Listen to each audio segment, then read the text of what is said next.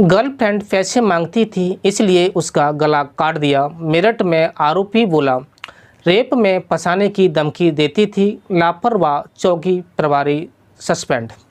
पूरी खबर के हर बिंदु को हम बारीकी से समझते हैं। नमस्कार, मैं ओमवीर कुशवाहा, आपका स्वागत है।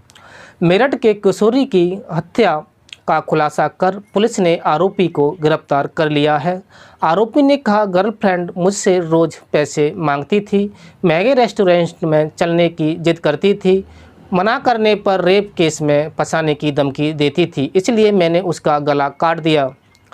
24 तारीख को लड़की की लाश सरधना के महरमत गणेशपुर के जंगल में मिली थी। परिजनों ने पोस्टमार्टम के बाद शव थाने के सामने रखकर हंगामा भी किया। देर रात एसएसपी विपिन ताड़ा ने नाबालिग की गुमशुदगी मर्डर केस के मामले में लापरवाही बरतने पर चौकी प्रभारी रविंद्र बघेल को सस्पेंड कर दिया। 21 जुलाई को मोहल्ला कुम्हारान निवासी गुलजार ने पुलिस चौकी पर अपनी बेटी की गुमशुदगी दी। 24 को महरमत गणेशपुर के जंगल में एक लड़की का शव मिला। उसका चेहरा कंकाल में बदल चुका था। पुलिस की सूचना पर गुलजार परिजनों के साथ पहुंचे। पैर पर तिल व कपड़ों से शव का शिनाख्त अपनी बेटी मुस्कान उम्र 16 वर्ष के रूप में की। बेटी के साथ गैंग रेप के बाद हत्या करने का आरोप लगाया। उनका कहना था कि पहचान छिपाने के लिए चेहरे को तेजाब से जलाया गया है। पोस्टमार्टम रिपोर्ट में ना तो रेप की पुष्टि हुई, ना ही चेहरे को तेजाब से जलाने की। 24 तारीख को मां शबाना ने थाने में तहरीर दी। रिपोर्ट में बताया कि मैं 21 जुलाई को करीब सुबह 10 बजे अपनी मां को देखने के लिए अस्पताल गई थी। महक घर पर अकेली थी। हसीन नाम का युवक बेला फुसलाकर मेरी बेटी को घर से ले गया। मैंने 22 जुलाई को सरधना थाने पर सूचना दी थी। इसके बाद अब उसकी लाश मिली है। शबाना की रिपोर्ट पर पुलिस ने हसीन, शाहरुख, इकरामुद्दीन और मोहसिन के खिलाफ हत्या का मामला दर्ज करा लिया। महक के घर के आसपास के सीसीटीवी खंगाले। इसमें एक फुटेज में आरोपी हसीन स्कूटी पर महक को ले जाता दिखा।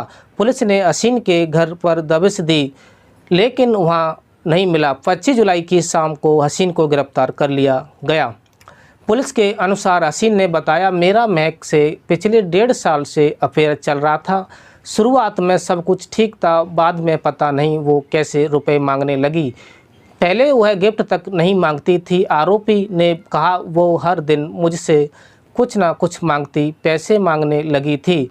मैं एक छोटे से मेडिकल स्टोर में काम करता हूं। मेरी इनकम ज़्यादा नहीं थी, लेकिन फिर भी मैं उसकी डिमांड पूरी करता रहा। अपने भाई और दोस्तों से पैसे उधार लेकर उसे देता रहा। जब मैं उसे पैसे देने से मना कर देता तो वो कहती थी कि मैं तुझे रेप केस में फंसा देंगी।